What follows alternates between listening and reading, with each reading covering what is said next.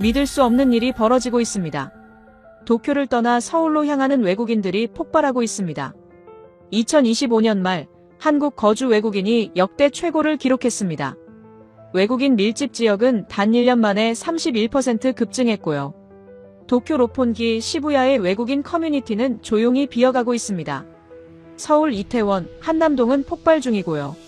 10년 동안 일본 예찬책을 쓴 미국인 작가는 한국을 방문한 뒤 완전히 변했습니다. 도대체 그를 바꾼 건 뭐였을까요? 지금 공개됩니다. 한국 최고라고 댓글을 남겨주세요. 여러분의 구독과 좋아요는 아주 큰 힘이 됩니다. 서울로 이사를 간다고요? 나는 손에 쥔 맥주잔을 테이블에 내려놓으며 데이빗의 얼굴을 빤히 쳐다보았습니다. 농담이겠거니 했죠. 하지만 그의 표정은 진지했어요. 열흘 뒤 떠나. 벌써 짐도 다 쌌어. 데이빗 부인도 옆에서 고개를 끄덕이고 있었습니다. 10년 넘게 도쿄에서 함께 살아온 절친한 친구 부부였어요. 우리는 매달 첫째 주 금요일마다 로폰기의 한 이탈리안 레스토랑에서 만나 외국인 커뮤니티 모임을 가졌거든요. 그런데 오늘 모임은 뭔가 이상했습니다. 제 이름은 마이클 스콧입니다. 57살. 미국 출신 프리랜서 작가죠. 10년 전 도쿄에 정착한 뒤로 일본 문화에 관한 에세이를 써왔어요. 장인 정신, 절제된 아름다움, 시스템의 정확함. 저는 일본의 그런 면들을 사랑했고 책으로도 냈습니다. 제 책 제목이 뭐였는지 아세요? 완성된 나라 일본이었어요. 그런데 오늘 이 모임에서 뭔가 심상치 않은 변화가 느껴졌습니다. 평소라면 우리는 일본의 좋은 점들에 대해 이야기했어요. 편의점 도시락이 얼마나 정갈한지, 지하철이 얼마나 정확한지, 온천 문화가 얼마나 훌륭한지. 그런 이야기들로 저녁 시간을 채웠죠. 하지만 최근 몇 달 사이 분위기가 달라지기 시작했습니다. 서울 다녀왔는데 배달 앱이 미쳤더라. 한국 병원비 보고 깜짝 놀랐어. 한강공원에서 치킨 먹는 문화 진짜 좋던데. 테이블마다 이런 이야기들이 들려왔어요. 처음엔 무시했습니다. 그냥 새로운 여행지를 다녀온 사람들의 신기한 경험담이겠거니 했죠. 하지만 그 빈도가 점점 높아졌어요. 한 달 전 모임에선 테이블 6개 중 4곳에서 한국 이야기가 나왔습니다. 그리고 오늘 데이빗 부부가 아예 서울로 이사를 간다는 겁니다. 왜요? 도쿄가 싫어진 거예요? 저는 조금 방어적으로 물었습니다. 제 책이 일본을 예찬하는 내용이었으니까요. 데이빗은 고개를 저었어요. 아니, 도쿄가 싫은 게 아니야. 그냥 서울이 더 좋더라고. 더 좋다니요? 뭐가요? 전부. 데이빗은 핸드폰을 꺼냈습니다. 그리고 제게 영상 하나를 보여주기 시작했어요. 첫 번째 영상. 쿠팡이츠라는 앱 화면이 보였습니다. 누군가 음식을 주문하고 있었어요. 주문 버튼을 누르자 실시간으로 배달원의 위치가 지도에 표시됐죠. 그리고 화면 상단에 타이머가 돌아가기 시작했습니다. 18분 후 문 앞에 음식이 도착했어요. 18분? 도쿄 우버이츠는 1시간은 걸리는데. 저는 중얼거렸습니다. 데이빗이 다음 영상을 보여줬어요. 한강공원이었습니다. 사람들이 돗자리를 깔고 앉아 치킨과 맥주를 마시고 있었죠. 아이들은 자전거를 타고 연인들은 손을 잡고 걸었어요. 도쿄 우에노 공원에선 음식을 먹으면 눈치를 주는데 말이에요. 세 번째 영상. 병원 영수증이었습니다. 진료비 15,000원. 엑스레이 촬영 4,000원. 합계 19,000원. 그러니까 미국 달러로 14불 정도? 이게 뭐예요? 정형외과 진료비야. 외국인 가격. 도쿄에서 같은 진료 받으면 25,000엔은 나오는데요. 데이빗이 고개를 끄덕였습니다. 그래서 가는 거야. 저는 맥주를 한 모금 마셨습니다. 뭔가 찝찝했어요. 제가 10년 동안 일본을 예찬해 왔는데 지금 제 절친한 친구가 그 일본을 떠나 한국으로 간다는 겁니다. 게다가 그 이유가 배달 앱이 빠르고 병원비가 싸다는 거예요. 그건 좀 과장된 거 아니에요? 골라서 찍은 거잖아요. 데이빗 부인이 끼어들었습니다. 마이클, 직접 가봐. 일주일이면 돼. 저는 고개를 저었습니다. 바빠요. 원고 마감도 있고. 사실 진짜 이유는 달랐어요. 무서웠던 겁니다. 만약 데이빗의 말이 정말이라면요. 만약 제가 10년 동안 예찬해온 일본이 한국보다 뒤처져 있다면요. 그럼 제 책은 뭐가 되는 거죠? 제 10년은요? 그날 밤 집에 돌아와 책상 앞에 앉았습니다. 서랍에서 제 원고를 꺼냈어요. 완성된 나라, 일본 개정판 원고였습니다. 첫 문장이 이랬죠. 일본은 아시아의 정점이다. 시스템, 문화, 품격 모든 면에서. 저는 그 문장을 한참 들여다보았습니다. 그리고 낡은 수첩을 펼쳤어요. 만년필을 들었죠. 서울 일주일. 일본이 여전히 최고임을 증명하고 온다. 그렇게 적었습니다. 데이빗이 보내준 영상들은 분명 과장됐을 거예요. 골라서 찍은 거겠죠. 저는 그걸 직접 확인하고 일본이 여전히 아시아 최고라는 걸 증명하려 했습니다. 다음 날 아침 비행기표를 끊었어요. 나리타에서 인천까지. 일주일 뒤 출발이었습니다. 도쿄 친구들 단체 채팅방에 메시지를 남겼습니다. 서울 다녀온다. 일주일이면 충분할 거야. 친구들이 답장을 보냈어요. 일주일? 너 2주일 있을걸? 한 달 뒤에 서울에서 보자. 저는 픽 웃었습니다. 말도 안 되는 소리. 제가 10년을 살아온 도쿄를 버리고 서울로 갈 리가 없잖아요. 수첩을 다시 펼쳤습니다. 두 번째 줄을 적었어요. 한국은 분명 과장됐다. 내가 직접 확인한다. 그렇게 저는 제 확신을 증명하러 떠날 준비를 했습니다. 일본이 최고라는 걸 다시 한번 확인하러요. 하지만 그때의 저는 몰랐죠. 인천공항에 발을 디딘 순간부터 제 10년이 흔들리기 시작할 거라는 걸요. 일주일 뒤 나리타 공항 출국장. 저는 작은 캐리어 하나만 들고 게이트로 향했습니다. 일주일이면 충분하니까요. 탑승 시간까지 카페에 앉아 커피를 마시며 수첩을 펼쳤어요. 일본 공항이 세계 최고. 한국은 비교 대상이 아니다. 그렇게 적었습니다. 나리타 공항은 정말 좋았거든요. 깨끗하고 질서정연했죠. 제가 10년 동안 수없이 이용하며 익숙해진 공간이었습니다. 2시간 30분 뒤 비행기가 인천공항에 착륙했습니다. 입국장 게이트를 통과하는 순간 첫 번째 이상함을 느꼈어요. 공기가 달랐습니다.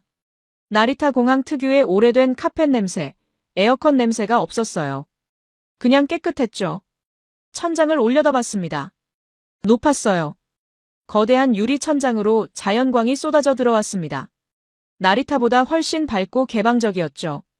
입국 심사대로 걸어갔습니다. 나리타에선 줄을 서서 15분쯤 기다려야 했거든요. 그런데 인천공항엔 자동 출입국 심사 게이트가 있었어요. 외국인도 가능하다고 적혀 있었죠. 게이트 앞에 섰습니다. 여권을 스캔대에 올려놓았어요. 화면이 제 얼굴을 인식했죠. 띵. 3초 만에 게이트 문이 열렸습니다. 저는 멍하니 뒤를 돌아봤어요. 입국 심사가 끝난 건가요? 나리타에선 15분 걸리는 일이 3초 만에 끝났습니다. 수화물 찾는 곳으로 갔습니다. 그리고 놀라웠어요. 제 캐리어가 이미 나와 있었거든요. 나리타에선 보통 30분쯤 기다려야 하는데 말이죠. 공항철도 매표소로 향했습니다. 서울역까지 얼마예요? 5,000원입니다. 45분 걸려요. 저는 잠깐 멈칫했습니다. 5,000원? 나리타 익스프레스는 3,500엔, 그러니까 32,000원이었거든요. 게다가 60분 걸렸죠. 6배 이상 저렴한데 더 빠르다고요? 티켓을 끊고 열차에 올랐습니다. 좌석이 넓었어요. 나리타 익스프레스보다 훨씬요. 앞 좌석에 USB 충전 포트가 보였습니다. 무료 와이파이도 터졌죠. 나리타 익스프레스엔 와이파이가 없거든요. 유료로 구매해야 했어요. 열차가 출발했습니다. 저는 가방에서 수첩을 꺼냈어요. 만년필을 들었죠. 그래도 일본 공항이 더 정갈하지. 그렇게 쓰려고 했습니다. 하지만 펜을 댄 종이 위에서 손이 멈췄어요. 방금 제가 경험한 것들이 머릿속을 스쳤습니다. 입국 심사 3초. 나리타는 15분. 수화물 바로 나옴. 나리타는 30분 대기. 공항철도 5,000원. 나리타는 32,000원. 화장실 표지판이 보였습니다. 저는 일어나 걸어갔어요. 문을 열고 들어갔죠. 그리고 멈춰 섰습니다. 너무 깨끗했거든요. 비데가 달린 변기, 자동 물내림, 핸드드라이어, 은은한 향기. 나리타 익스프레스 화장실은 좁고 낡았는데 말이에요. 좌석으로 돌아와 앉았습니다. 수첩을 펼쳤죠. 그래도 일본 공항이 더 정갈하지. 미완성 문장이 저를 째려보고 있었어요. 저는 만년필을 들었다가 내려놓았습니다. 완성할 수 없었거든요. 거짓말을 쓸 순 없으니까요. 창밖으로 서울 빌딩들이 보이기 시작했습니다. 도쿄 친구들 단체방에 메시지를 보냈어요. 방금 인천공항 도착. 공항철도 5,000원. 나리타보다 싸고 빠름. 친구들이 바로 답장했습니다.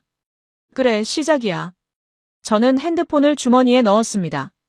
수첩의 미완성 문장을 보며 천천히 줄을 그었어요.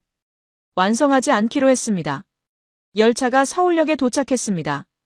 저는 캐리어를 끌고 플랫폼으로 내렸어요. 에스컬레이터를 타고 대합실로 올라갔죠. 거대하고 밝고 깨끗한 공간이 펼쳐졌습니다. 저는 그 자리에 잠시 멈춰 섰습니다. 그리고 깨달았죠. 일주일이 아니라 단 1시간 만에 제 첫 번째 확신이 무너졌다는 걸요.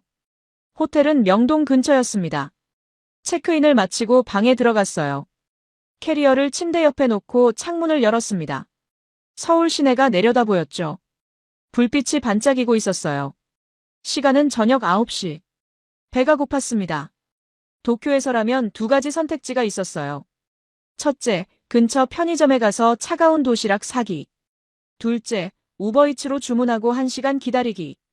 배달비는 800엔, 그러니까 7,400원쯤 되죠. 저는 핸드폰을 꺼냈습니다. 데이빗이 보낸 메시지가 떠올랐어요. 쿠팡이츠 깔아봐. 앱스토어에서 검색했습니다. 쿠팡이츠.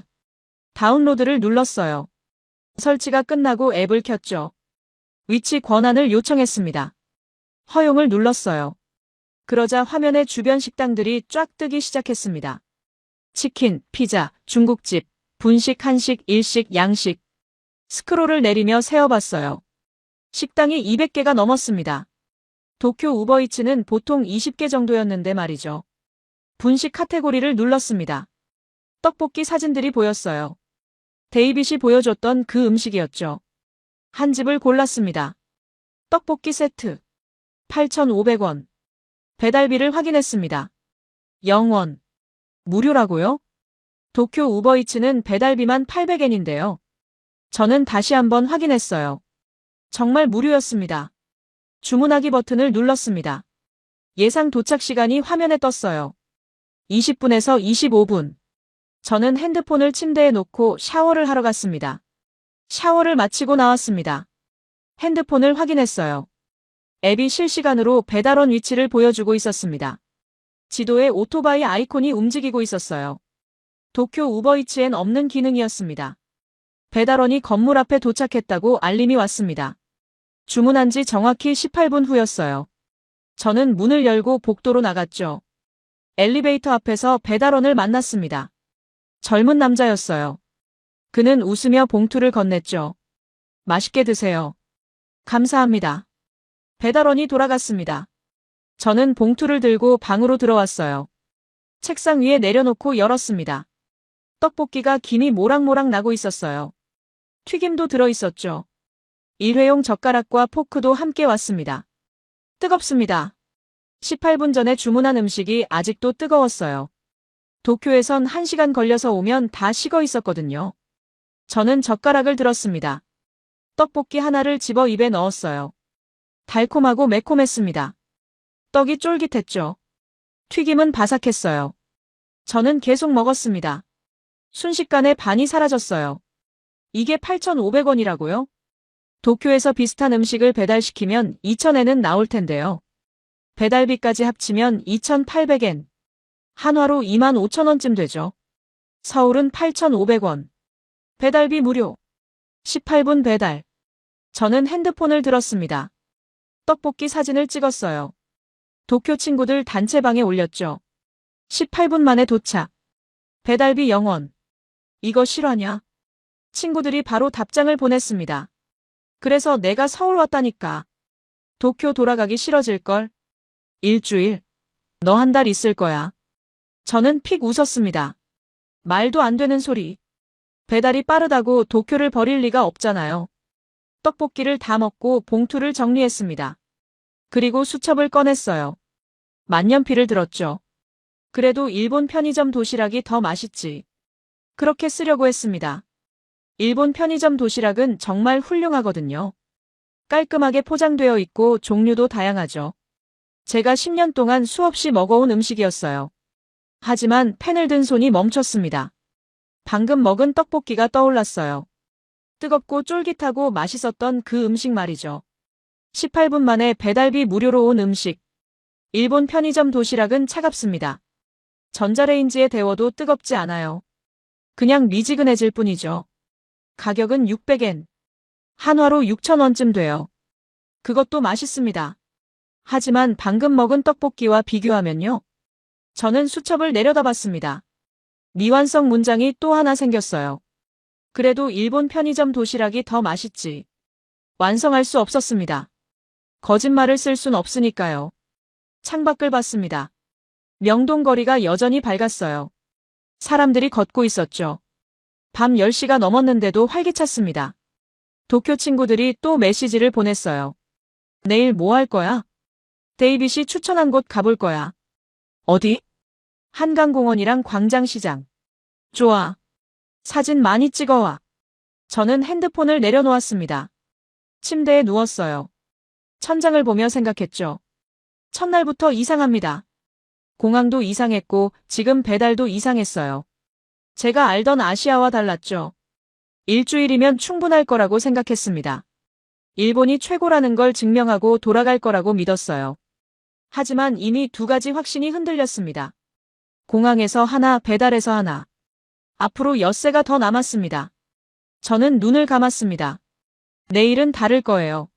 내일은 일본이 더 낫다는 걸 증명할 수 있을 거예요. 그렇게 믿으며 잠이 들었습니다. 다음 날 아침, 목이 칼칼했습니다. 어제 비행기 안에서 에어컨 바람을 너무 많이 쐰 것 같았어요. 침을 삼키니 따끔거렸죠. 저는 침대에 앉아 목을 만져봤습니다. 조금 붓는 느낌이었어요.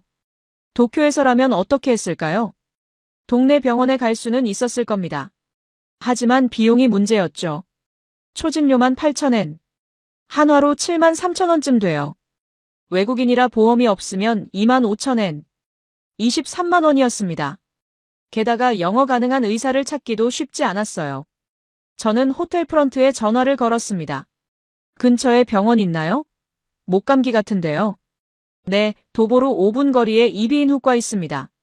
예약 필요한가요? 아니요, 그냥 가시면 됩니다. 의사 선생님 영어 잘하세요. 저는 옷을 입고 호텔을 나섰습니다. 5분 만에 작은 건물이 보였어요. 2층에 이비인후과 간판이 걸려 있었죠. 계단을 올라가 문을 열었습니다. 접수 데스크로 갔어요. 외국인인데 진료 가능한가요? 네, 여권 있으세요? 여권을 건넸습니다. 간호사가 정보를 입력했어요. 여기 앉아서 기다려주세요. 10분 후 제 이름이 불렸습니다. 진료실로 들어갔습니다. 의사 선생님이 유창한 영어로 물었어요. 어디가 불편하세요? 목이요. 어제 비행기 타고 오면서 감기 걸린 것 같아요. 의사 선생님이 목을 살펴봤습니다. 입을 벌려보라고 했어요. 목젖 주변을 세심하게 들여다보고 림프절도 확인했습니다. 도쿄 의사들보다 더 꼼꼼했어요. 편도가 조금 부었네요. 감기 초기 증상입니다. 약 처방해 드릴게요. 따뜻한 물 많이 드시고요. 친절했습니다. 처방전을 써주셨어요. 저는 고개를 숙여 인사하고 수납 데스크로 갔죠. 간호사가 계산서를 내밀었습니다. 진료비 15,000원입니다. 저는 귀를 의심했습니다. 15,000원이요? 이게 전부예요? 네. 약은 근처 약국에서 받으시면 돼요. 도쿄였다면 23만 원. 서울은 15,000원. 15배 넘는 차이였어요. 신용카드를 건넸습니다. 영수증을 받아들고 밖으로 나왔어요. 1층 약국으로 갔습니다. 처방전을 내밀었어요. 4,000원입니다. 약을 받아들고 나왔습니다. 골목을 걸으며 영수증을 들여다봤어요. 진료비 15,000원, 약값 4,000원. 합계 19,000원. 도쿄였다면 총 25만 원쯤 나왔을 겁니다. 13배 차이였어요. 편의점이 보였습니다. GS25. 저는 안으로 들어갔어요. 도시락 코너로 갔습니다. 냉장고가 아니라 보온고였어요. 따뜻한 도시락들이 진열되어 있었죠. 김치찌개 4,500원. 제육볶음 4,800원. 된장찌개 3,900원. 일본 세븐일레븐 도시락은 500엔. 한화로 4,600원. 비슷한 가격이었죠. 하지만 일본 도시락은 차가웠어요. 김치찌개 도시락을 집었습니다. 계산대로 갔어요. 데워드릴까요? 네. 2분 후 따끈한 도시락을 받았습니다. 일회용 숟가락도 함께 줬어요. 밖으로 나와 근처 벤치에 앉았습니다. 도시락을 열었어요. 김이 모락모락 났습니다. 한 숟가락 떠서 입에 넣었어요. 뜨겁고 얼큰했습니다. 목에도 좋을 것 같았죠. 김치찌개 국물이 진했어요. 밥도 따뜻했고요. 일본 편의점 도시락과는 완전히 달랐습니다. 일본 도시락은 차갑고 밍밍했거든요. 전자레인지에 데워도 미지근할 뿐이었죠. 다 먹고 일어났습니다. 호텔로 걸어가며 수첩을 꺼냈어요. 만년필을 들었죠. 그래도 일본 의료가 더 체계적이야. 그렇게 쓰려고 했습니다. 하지만 손이 멈췄어요. 19,000원짜리 영수증이 머릿속에서 지워지지 않았습니다. 친절했던 의사 선생님도요. 영어로 세심하게 진료해 준 것도요. 따뜻한 편의점 도시락도요. 일본은 비용이 15배 비쌌습니다. 영어 되는 의사 찾기도 어려웠고요. 편의점 도시락은 차가웠죠. 펜을 든 채 한참을 가만히 서 있었습니다. 도쿄 친구들에게 문자를 보냈습니다. 병원비 19,000원. 도쿄는 25만 원. 편의점 도시락 따뜻함. 친구들이 답장했어요. 이제 알겠지? 저는 핸드폰을 주머니에 넣었습니다. 수첩을 보며 천천히 줄을 그었어요. 완성할 수 없었습니다. 또 하나의 문장이 미완성으로 남았습니다. 오후 5시 데이빗 부부가 호텔로 찾아왔습니다. 한강공원 가자. 치맥해봤어? 치맥이요? 치킨에 맥주. 한국 사람들 저녁 문화야. 우리는 택시를 타고 한강으로 갔습니다. 뚝섬 유원지라는 곳이었어요. 택시에서 내리자 넓은 공원이 펼쳐졌죠. 한강이 시원하게 보였습니다. 사람들이 돗자리를 깔고 앉아 있었어요. 치킨 상자를 펼쳐놓고 맥주를 마시고 있었죠. 자전거 타는 사람들, 조깅하는 사람들도 보였어요. 데이빗이 편의점으로 들어갔습니다. 치킨을 주문하고 맥주를 샀어요. 치킨 18,000원, 맥주 4,000원. 합계 22,000원. 돗자리를 깔고 앉았습니다. 석양이 한강을 물들이고 있었어요. 63빌딩이 보였죠. 데이빗이 치킨 상자를 열었습니다. 김이 모락모락 났어요. 맥주 캔을 땄습니다. 치킨을 한 조각 집어먹었어요. 바삭했죠. 여기가 좋은 게 뭔지 알아? 데이빗이 물었습니다. 뭔데요? 아무도 뭐라 안 해. 돗자리 깔고 음식 먹어도 괜찮아. 저는 주변을 둘러봤습니다. 정말 그랬어요. 아무도 신경 쓰지 않았죠. 가족들, 연인들, 친구들이 각자 자리를 깔고 음식을 먹고 있었습니다. 도쿄 우에노 공원이 떠올랐습니다. 일본 공원에서 음식을 먹으면 눈치를 줬어요. 규칙이 엄격했죠. 벤치에 앉아 먹는 건 괜찮지만 돗자리 깔고 파티하는 건 안 됐습니다. 경비원이 와서 제지했어요. 그런데 여기는 완전히 자유로웠습니다. 맥주를 한 모금 마셨습니다. 시원했어요. 치킨도 맛있었죠. 이게 일상이에요? 응. 평일 저녁이면 사람들 다 나와. 부럽네요. 그래서 서울 왔어. 우리는 해가 질 때까지 앉아 있었습니다. 한강 위로 불빛이 켜지기 시작했어요. 다리에 조명이 들어왔죠. 도쿄에도 공원은 많았습니다. 하지만 이렇게 자유롭진 않았어요. 규칙이 많았죠. 조용히 해야 했고 정해진 시간에 문을 닫았습니다. 서울은 달랐습니다. 다음 날 점심 데이빗 부부가 광장시장으로 데려갔습니다. 여기는 전통시장이야. 맛있는 거 많아. 시장 안으로 들어갔습니다. 사람들로 북적였어요. 상인들이 큰 소리로 손님을 불렀죠. 음식 냄새가 코를 찔렀습니다. 빈대떡 집 앞에 줄이 길게 서 있었어요.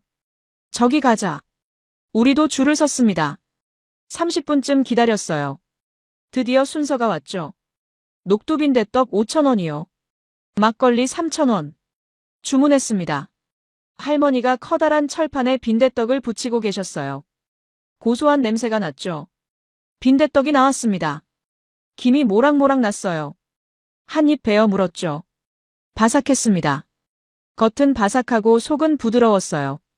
녹두의 고소한 맛이 입안에 퍼졌죠. 숙주나물이 씹혔습니다. 맛있네요. 그치? 5,000원인데 말이야. 옆 테이블 할머니가 다가왔습니다. 접시에 김치를 담아주셨어요. 많이 드세요. 아, 감사합니다. 돈을 내려고 했습니다. 할머니가 손을 저었어요. 그냥 드세요. 공짜였습니다. 도쿄 츠키지 시장이 떠올랐습니다. 관광객들로 붐볐죠. 가격은 비쌌어요. 상인들은 차갑게 장사했고요. 덤 같은 건 없었습니다. 광장시장은 달랐습니다. 현지인들로 가득했고 가격은 저렴했어요. 상인들은 정이 많았죠. 빈대떡을 다 먹었습니다. 배가 불렀어요. 근처에 밥집 하나 더 가보자. 데이빗이 일어났습니다. 시장 골목을 빠져나와 작은 식당으로 갔어요. 할머니 손맛 백반 간판이 걸려 있었죠. 어서 오세요. 아주머니가 반갑게 맞아줬습니다. 테이블에 앉았어요. 메뉴판을 봤죠. 고등어구이 정식 8,000원. 고등어구이 주세요. 5분 후 음식이 나왔습니다. 저는 눈을 크게 떴어요. 테이블 위에 접시가 10개 놓였습니다. 고등어구이, 쌀밥, 된장찌개, 그리고 밑반찬 7가지. 배추김치, 깍두기, 콩나물 무침, 시금치나물, 감자조림, 계란찜, 무생채. 이게 다 8,000원이에요? 네. 반찬 더 필요하시면 말씀하세요. 도쿄 이자카야가 떠올랐습니다. 앉자마자 오토시가 나왔어요. 강제 안주. 300엔에서 500엔을 냈죠. 밑반찬은 따로 주문이었습니다. 츠케모노 300엔, 냉야채 400엔. 리필은 추가 요금이었어요. 김치를 먹었습니다. 아삭했어요. 다 먹었죠. 저기요, 김치 좀 더 주실 수 있나요? 네, 잠깐만요. 30초 후 김치가 왔습니다. 그득 담긴 접시였어요. 콩나물도 드릴까요? 네, 감사합니다. 콩나물 무침도 리필됐습니다. 무료였어요. 식사를 마쳤습니다. 계산했죠. 8,000원입니다. 도쿄에서 똑같이 먹으려면 4,400엔. 한화로 4만원쯤 됐을 겁니다. 서울은 8,000원. 5배 차이였어요. 밖으로 나왔습니다. 시장 골목을 걸으며 수첩을 꺼냈어요. 그래도 일본 시장이 더 깔끔하지. 그렇게 쓰려고 했습니다. 일본 시장은 정말 깔끔했거든요.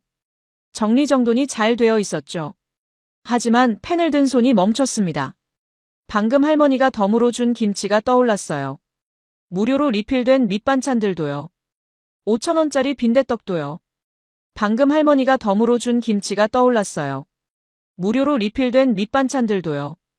5,000원짜리 빈대떡도요. 일본 시장은 차가웠어요. 모든 게 계산적이었습니다. 한국 시장은 활기찼습니다. 사람들의 웃음소리가 가득했죠. 그리고 따뜻했어요. 진짜 인심이 있었습니다. 다음 날 오후 데이빗 부부가 성수동으로 데려갔습니다. 서울 카페 문화 좀 보여줄게. 택시에서 내렸습니다. 낡은 공장 건물들이 보였어요. 그런데 그 건물들이 카페로 바뀌어 있었죠. 저기, 데이빗이 가리킨 곳은 3층짜리 건물이었습니다. 안으로 들어갔습니다. 천장이 높았어요.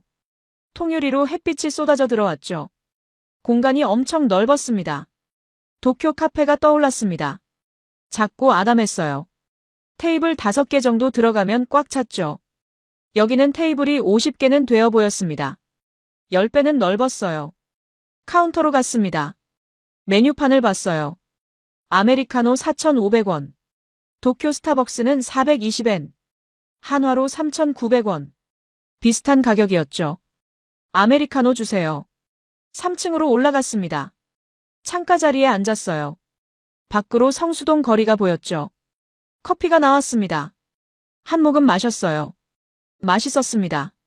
데이빗이 노트북을 꺼냈습니다. 여기선 하루 종일 앉아 있어도 괜찮아. 와이파이 무료고. 도쿄 카페는 달랐습니다. 1시간 제한이 있는 곳이 많았어요. 노트북 사용하면 눈치를 줬죠. 회전율을 높여야 했으니까요.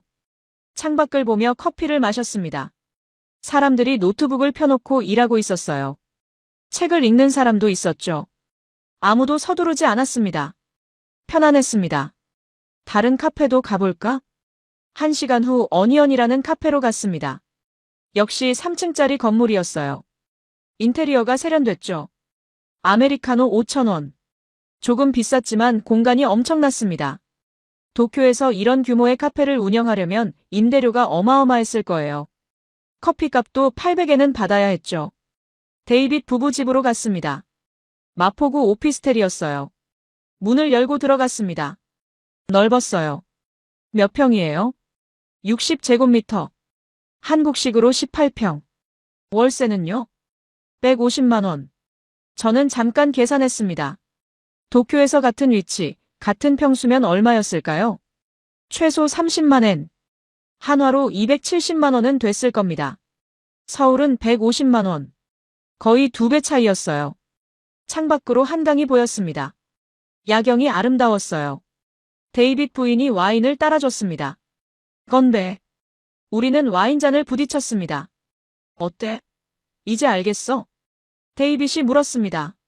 저는 와인을 한 모금 마셨습니다. 대답하지 않았어요. 솔직히 인정하기 싫었습니다. 제가 10년 동안 도쿄를 최고라고 믿어왔는데 지금 모든 게 흔들리고 있었거든요. 공항도, 배달도, 병원도, 공원도, 시장도, 카페도. 다 서울이 나왔습니다. 와인을 다 마셨습니다. 데이빗 부부와 인사하고 호텔로 돌아왔어요. 침대에 앉아 수첩을 꺼냈습니다. 만년필을 들었죠. 그래도 일본이. 펜을 든 채 멈췄습니다. 그래도 일본이 뭐가 더 나은데요? 공안? 아니에요. 카페? 아니에요. 월세? 아니에요. 손이 떨렸습니다. 문장을 완성할 수 없었어요. 뭐라고 써야 할지 몰랐습니다. 그래도 일본이 더 나은 게 대체 뭔가요? 저는 만년필을 내려놓았습니다. 수첩을 덮었어요. 창밖을 봤습니다. 명동거리가 여전히 밝았어요. 사람들이 걷고 있었죠. 서울에 온 지 닷새째였습니다. 이미 5개의 문장이 미완성으로 남아 있었어요. 그리고 저는 알고 있었습니다. 앞으로 이틀 더 남았지만 결론은 이미 정해졌다는 걸요. 닷새째 밤, 저는 혼자 한강변을 걸었습니다. 데이빗 부부와 헤어진 후 호텔로 돌아가려다 발걸음을 돌렸어요. 생각을 정리하고 싶었거든요. 한강 다리에 조명이 켜져 있었습니다. 강물이 반짝였어요. 조깅하는 사람들이 지나갔죠. 벤치에 앉았습니다. 어제 데이빗에게 물었던 게 떠올랐어요. 정말로 왜 도쿄 떠난 거예요? 10년이나 살았잖아요. 데이빗이 한참 생각하더니 대답했었죠. 마이클, 일본이 나빠진 게 아니야. 그냥 멈춰 있어. 무슨 말이에요? 1990년대에 완성된 시스템을 2026년에도 똑같이 쓰고 있잖아. 편의점 도시락은 30년째 차가워. 배달 문화는 발전이 없어. 병원비는 계속 비싸고. 그래도 일본은 완성됐잖아요. 시스템이 완벽하고. 데이빗이 고개를 저었어요. 완성됐다는 게 문제야. 더 이상 발전할 게 없다고 생각하는 거지. 근데 한국은 계속 달리고 있어. 배달앱, 키오스크, 인터넷, 의료. 5년 전과 지금이 완전히 달라. 저는 벤치에 앉아 그 대화를 곱씹었습니다. 일본의 잃어버린 30년. 1990년 버블 붕괴 후 일본은 정체됐습니다. 경제도 시스템도 문화도 멈췄어요. 완성된 나라라고 자부했죠. 더 이상 바꿀 게 없다고 믿었습니다. 그리고 30년이 흘렀습니다. 여전히 팩스를 쓰고 있었어요.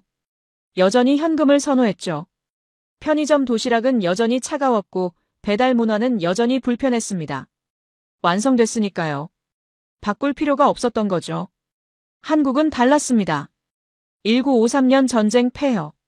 세계 최빈국. 국민소득 67달러. 70년이 흘렀습니다. 세계 12위 경제대국. 반도체 강국. 문화 수출국. 5세대 인터넷. 18분 배달. 19,000원 병원비. 멈추지 않았기 때문이에요. 완성됐다고 생각하지 않았던 거죠. 저는 수첩을 꺼냈습니다. 만년필을 들었어요. 처음으로 솔직하게 쓰기 시작했습니다. 완성은 정체의 다른 말이었다. 일본은 완성을 자랑했다. 나도 그렇게 믿었다. 10년 동안 일본의 완성된 시스템을 예찬하며 책을 썼다. 하지만 그게 문제였다. 완성됐다는 순간 발전이 멈춘다. 변화가 없다. 혁신이 사라진다. 한국은 완성되지 않았다. 아직 부족하다고 생각한다. 그래서 계속 달린다. 더 빠르게, 더 편하게, 더 좋게 만들려고 노력한다. 그 차이가 지금 내 눈앞에 펼쳐져 있었다. 강물을 바라봤습니다. 제가 부러웠던 게 뭘까요? 배달 앱이요? 아니에요. 18분 배달은 놀라웠지만 그게 전부는 아니었죠. 병원비요? 아니에요. 19,000원은 충격적이었지만 그것도 전부가 아니었습니다. 한강뷰요? 아니에요. 야경은 아름다웠지만 그게 다는 아니었어요. 그럼 뭐였을까요? 저는 다시 수첩에 썼습니다. 내가 진짜 부러웠던 건 이 모든 것을 만들어낸 사람들이었다. 70년 전 폐허에서 맨손으로 시작한 사람들. 굶주리면서도 자식을 학교에 보낸 부모들. 공장에서 밤을 새워 일한 노동자들. 중동 사막에서 땀 흘린 기술자들. 그 사람들이 만든 나라가 지금 제 눈앞에 있었습니다. 배달앱도 병원비도 한강공원도 모두 그 사람들의 땀과 눈물이 쌓여서 만들어진 거였어요. 그리고 그 사람들은 아직도 멈추지 않고 있었습니다. 더 나은 내일을 만들기 위해 계속 달리고 있었죠. 일본은 달랐습니다. 1990년에 정점을 찍었어요. 그리고 만족했죠. 완성됐다고 생각했습니다. 그 후 30년 동안 똑같은 자리에 머물렀어요. 저도 그랬습니다. 도쿄에서 10년을 살며 완성된 시스템을 즐겼어요. 편안했죠. 바꿀 필요가 없었습니다. 하지만 그게 정체였다는 걸 이제야 깨달았습니다. 한국 사람들은 편안함에 안주하지 않았어요. 계속 더 나은 걸 만들려고 했죠. 그게 무서웠습니다. 멈춘 나라와 달리는 나라. 10년 후엔 격차가 더 벌어질 거예요. 20년 후엔 비교조차 할 수 없을 겁니다. 저는 수첩 마지막 페이지에 크게 썼습니다. 나는 10년 동안 완성을 찬양했다. 그런데 그게 정체인 줄 몰랐다. 한국이 부러운 이유는 배달앱도 병원비도 한강뷰도 아니다. 멈추지 않는 나라를 만들어낸 사람들이 부러웠다. 벤치에서 일어났습니다. 호텔로 걸어가며 생각했어요. 이틀 후면 도쿄로 돌아갑니다. 익숙한 일상으로요. 하지만 저는 이미 알고 있었어요. 도쿄로 돌아가도 예전과 같지 않을 거라는 걸요. 서울에서 본 것들이 제 머릿속에서 지워지지 않을 거라는 걸요. 그리고 제가 10년 동안 믿어온 모든 게 흔들렸다는 걸요. 칠째 날 아침, 인천공항으로 향했습니다. 호텔방에서 캐리어를 챙겼어요. 일주일 전 나리타에서 출발할 때와 똑같은 짐이었죠. 하지만 무게가 달랐습니다. 훨씬 무거웠어요. 짐이 늘어서가 아니었습니다. 제 머릿속이 무거웠던 거죠. 공항철도를 탔습니다. 일주일 전 처음 탔던 그 열차였어요. 그때는 모든 게 신기했었죠. 지금은 익숙했습니다. USB 포트에 핸드폰을 꽂았어요. 무료 와이파이에 접속했죠. 인천공항에 도착했습니다. 체크인을 마치고 출국 심사를 통과했어요. 3초 만에요. 게이트로 걸어가며 핸드폰을 꺼냈습니다. 도쿄 친구들 단체 채팅방을 열었어요. 한참을 생각하다 짧게 썼습니다. 다들 직접 와봐. 3일이면 된다. 전송을 눌렀어요. 친구들이 바로 답장했습니다. 드디어 인정하네. 언제 또 올 거야? 나도 서울 가봐야겠다. 저는 핸드폰을 주머니에 넣었습니다. 게이트 앞 의자에 앉았어요. 탑승 시간까지 30분 남았습니다. 가방에서 낡은 파일을 꺼냈습니다. 제가 10년 동안 써온 일본 에세이 원고였어요. 개정판을 준비하고 있었거든요. 첫 페이지를 펼쳤습니다. 완성된 나라 일본. 일본은 아시아의 정점이다. 시스템, 문화, 품격 모든 면에서. 그 문장을 한참 들여다봤습니다. 일주일 전까지만 해도 자신 있게 쓴 문장이었어요. 10년을 도쿄에서 살며 확신했던 진리였죠. 하지만 지금은 달랐습니다. 빨간 펜을 꺼냈습니다. 첫 문장 아래에 한 줄을 추가했어요. 일본은 아시아 최고의 시스템을 완성했다. 그리고 그 완성 이후 멈췄다. 펜을 들고 한참을 생각했습니다. 뭘 더 써야 할까요? 한국이 일본보다 낫다고 써야 할까요? 아니에요. 그건 제 책의 주제가 아니었습니다. 저는 천천히 다음 문장을 적었습니다. 완성은 끝이 아니라 시작이어야 한다. 일본은 완성을 끝으로 여겼다. 한국은 완성을 시작으로 여겼다. 그 차이가 지금의 격차를 만들었다. 탑승 안내 방송이 나왔습니다. 저는 원고를 가방에 넣고 일어났습니다. 게이트로 걸어가 탑승권을 제시했어요. 비행기에 올랐습니다. 좌석에 앉아 안전벨트를 맸죠. 창밖을 봤습니다. 인천공항 활주로가 보였어요. 일주일 전 처음 본 그곳이었죠. 비행기가 이륙했습니다. 서울이 점점 멀어졌어요. 한강이 보였습니다. 밤이라 불빛들이 반짝였죠. 63빌딩, 롯데타워, 남산타워. 일주일 동안 제가 걸었던 거리들이 저 아래 어딘가에 있었습니다. 배달앱으로 떡볶이를 시켰던 호텔. 19,000원 내고 진료받았던 병원. 김치 리필을 받았던 식당. 치맥을 먹었던 한강공원. 빈대떡을 먹었던 광장시장. 그리고 제 확신이 하나씩 무너졌던 그곳들. 승무원이 음료수를 물었습니다. 커피를 주문했어요. 커피를 마시며 가방에서 수첩을 꺼냈습니다. 일주일 동안 썼던 그 수첩이었어요. 페이지를 넘겼습니다. 그래도 일본 공항이 더 정갈하지. 미완성. 그래도 일본 편의점 도시락이 더 맛있지. 미완성. 그래도 일본 의료가 더 체계적이야. 미완성. 그래도 일본 시장이 더 깔끔하지. 미완성. 그래도 일본이. 미완성. 5개의 문장이 모두 미완성으로 남아 있었습니다. 완성할 수 없었던 문장들이었죠. 거짓말을 쓸 순 없었으니까요. 마지막 페이지를 펼쳤습니다. 빈 페이지였어요. 만년필을 들었습니다. 천천히 썼습니다. 일주일 전, 나는 일본이 세계 최고라고 믿었다. 지금, 나는 한국이 세계 최고인지는 모르겠다. 하지만 확실한 건 한국은 아직 달리고 있고 일본은 멈춰 있다는 것. 그리고 나도 멈춰 있었다는 것. 펜을 내려놓았습니다. 수첩을 덮었어요. 창밖을 봤습니다. 서울 불빛이 이제 거의 보이지 않았어요. 먼 바다 위를 날고 있었죠. 도쿄로 돌아갑니다. 익숙한 집으로, 익숙한 카페로, 익숙한 일상으로요. 하지만 저는 알고 있었습니다. 예전의 저로는 돌아갈 수 없다는 걸요. 일주일 전 나리타 공항을 떠날 때 가졌던 그 오만함으로는 돌아갈 수 없다는 걸요. 서울에서 본 것들이 제 안에 남았습니다. 18분 배달. 19,000원 병원비. 무료 밑반찬. 한강 야경. 멈추지 않는 사람들. 그리고 무엇보다 깨달은 것. 완성은 정체가 아니어야 한다는 것. 비행기가 도쿄로 향했습니다. 저는 눈을 감았습니다. 내일부터 무엇을 할까요? 10년 동안 완성된 시스템을 즐기며 멈춰 있었던 제가 이제 무엇을 할 수 있을까요? 확실한 건 하나였습니다. 더 이상 멈춰 있지 않겠다는 것. 그것만큼은 확실했습니다.